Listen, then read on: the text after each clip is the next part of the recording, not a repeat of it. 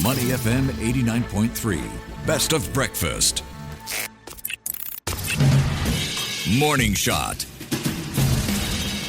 Welcome to Morning Shot. South Korea has extended the shutdown of Muan International Airport by a week to the 14th of January. It's also planning to review the concrete walls positioned just beyond the end of some airport runways. This comes as investigators continue their probe into the country's deadliest air accident, where a Jeju Air aircraft attempting an emergency landing smashed into one, killing 179 people. Investigators have since extracted data from one of two black boxes retrieved from the plane and are in the process of finalising the transcript of the cockpit voice recorder, which may hold clues to the final moments of Jeju Air Flight 2216. For more insights, we're joined by Najmedin Meshkati, Professor of Civil and Environmental Engineering, Industrial Systems Engineering, and International Relations at the University of Southern California. Najmedin, welcome to the show. Good morning, Mr. Ivan, to you and to my favorite people in Singapore. Your country is one of my favorite countries. Thank you very much. I appreciate that. Well, let's talk about bird strikes, which have been cited as a common occurrence and one of the key factors in this case. Given the location of Muan International Airport near migratory bird habitats, how can airports and airlines improve measures to reduce the risk of bird strikes?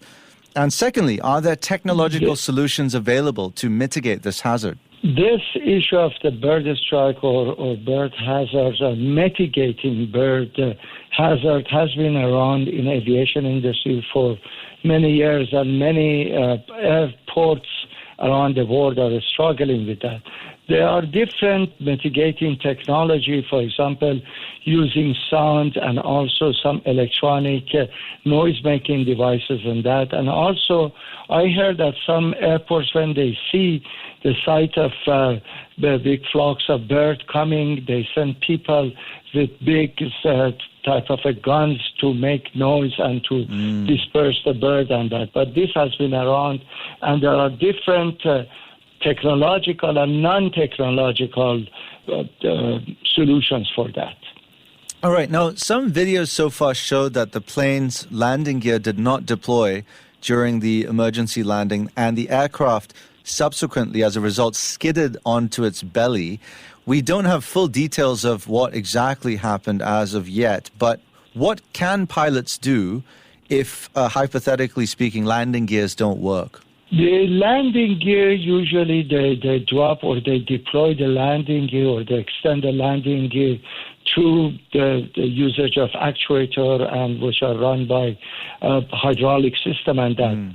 However, if the hydraulic system and electrical system malfunctions, there is also another option to releasing the landing gear by its force of gravity, meaning you are pulling some levers which are basically on the floor of the cockpit. You pull a small door and then you pull those levers and they will release the landing gears. They will release the lock and the landing gears' weight will release them.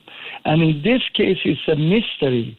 Yes, if we had electric or hydraulic failure, why they didn't do that, which is also the last resort. Another issue that has drawn the attention of many in the aftermath of this crash is the potential failure of both engines. Now, given the complexity of modern aircraft engines, what are the safety protocols in place to ensure that a pilot can still maintain control if such a failure occurs? And could there have been a design flaw in the Jeju Air plane's emergency systems? That's a very good question. That's too early to talk about design flaw. The concept that you are talking about, Mr. Iman, is called common mode failure. Typically, these two engines are very independent from each other. For example, for hydraulic system, we have three hydraulic systems, one for engine one, feeds from engine one from engine two, and then there is a third independent one. A common mode failure that affects both engines is extremely rare. I would not be subscribed to that theory in this particular case. Yes, the engine one was hit by the birds, but the engine two has been operational. That's why they had power to fly after they missed their first landing. There is also a hypothesis or a rumor that the right engine may have been, the wrong engine may have been shut down inadvertently. This is as I say, it's a rumor and some speculation. Unfortunately, this thing has happened before. The latest one was an Indonesian airliner in Taipei. Yeah, so that has yet to be substantiated. But one thing we know for sure is that the plane went so fast that it overshot the runway and rammed straight into a concrete structure, which was surrounded by an earth mound. So my question here is, are such structures common, and could a tragedy be avoided if that structure was not, placed in that particular position? Yes, it could have been avoided. That structure is basically like the stand or the base for something which is called localizer antenna. And these localizer antennas, they exist at every airport. I think in this particular case, you're right. If the structure wasn't there, of course, the casualty and the impact would have been much less severe. And that structure is usually beyond an area which is called runway end safety area. And according to international standards and that, when the runway finishes some 300 meters after that, should be designated as a runway end safety area. And in this particular case, in the case of this Jeju airline crash, I would say it was also a sheer bad luck. Because had the aircraft was able to land in its first approach, he would flown over this barrier and landed in the opposite direction. And it was also a combination of two bad luck that it had to go for a turnaround and then come and hit this barrier face to face. Well, Najmedin, you just mentioned that a typical runway length is about 300 meters there or thereabouts. Now, Muan Airport's runway had construction underway at the time of the crash, which reduced its usable length to I don't know how long. But to what extent can airport infrastructure and runway conditions impact an emergency landing, and how can regulations be adapted to ensure better safety standards, especially during construction or renovations? That is, again, another good question. That 300 meter, which is something like 1,000 feet, which is designated at the end of runway. When the runway finishes, they say that there should be an open space, which is called the runway and safety area. Yes, of course, during the construction, they could give the notice to the airmen, and that, which is very common when you have construction at the airport, you let the pilots know. But there is also another technology which has been used in the United States and some other country, which is called EMAS. EMAS stands for Engineered Materials Arresting System.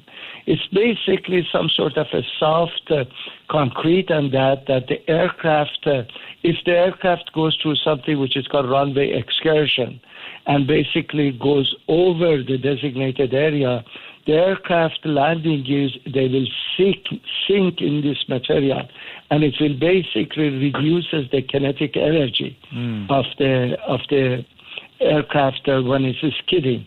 And that technology has been around. Back to your question, the only silver lining of this tragedy could be that International Civil Aviation Organization really bites the bullet on that and come up with some strict standards by incorporating this EMAS system, and also with some design guidelines for this placement of the localizer antennas. All right. Finally, Najmedin, there has been some speculation about whether Jeju Air's focus on high-frequency flights, which is fairly typical of low-cost carriers, may have impacted its safety in this case. What role does airline management and scheduling play in ensuring the safety of passengers, especially in a very competitive environment where cost-cutting measures are often a concern as well? Yeah, that is also another good question that you are asking. The issue of the number of cycles or takeoff and landing that is happening for this particular aircraft, and the number of basically hours that this aircraft has been in the air has been discussed multiple times by many people. And I think there is no question that maintenance and a scheduled maintenance has a very important impact on aviation safety. However, in this particular case, and of course this aircraft taken off and landed many times, a little bit, maybe more than that. In fact, there is according to my recent data, the Jeju Air and its planes, they stayed in the air 14.1 hour on the average per day. 14.1 hour on the average per day, and it is less than that for some others, like 8.6 hours for Korean airline. This means that you are increasing the number of landing and takeoff, and you may not give enough time for a schedule, the maintenance. But in this particular case, we don't know about that, but this is again like that shutting down the wrong engine. That's another hypothesis. I think all of these, as you said earlier, will be known once we could retrieve the data from cockpit voice recorder and flight data recorder. Cockpit voice recorder, I know, has been transcribed and will be released, hopefully, maybe some redacted version of that for privacy.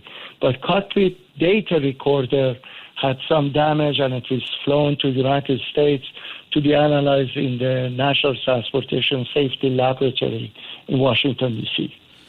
All right, we have been analyzing the latest developments surrounding the final moments of Jeju Air Flight 2216 before it crashed and killed 179 people with Najmedin Meshkati, Professor of Civil and Environmental Engineering, Industrial Systems Engineering, and International Relations at the University of Southern California. Najmedin, thank you so much for your time and insights, and hope to see you in Singapore at some point. Thank you very much, Ivan. I told you I love Singapore. I've been collaborating with nice Singaporean people at Singapore, Republic of Singapore Air Force, Land Transport Authority, Ministry of Manpower, and also, last but not least, Singapore Institution of Safety Officers. All right, I have been there, taught short courses, collaborated with them. Well, when you arrive, I will lay out a red carpet for you personally. I'll see you then, Najmedin. Thank you.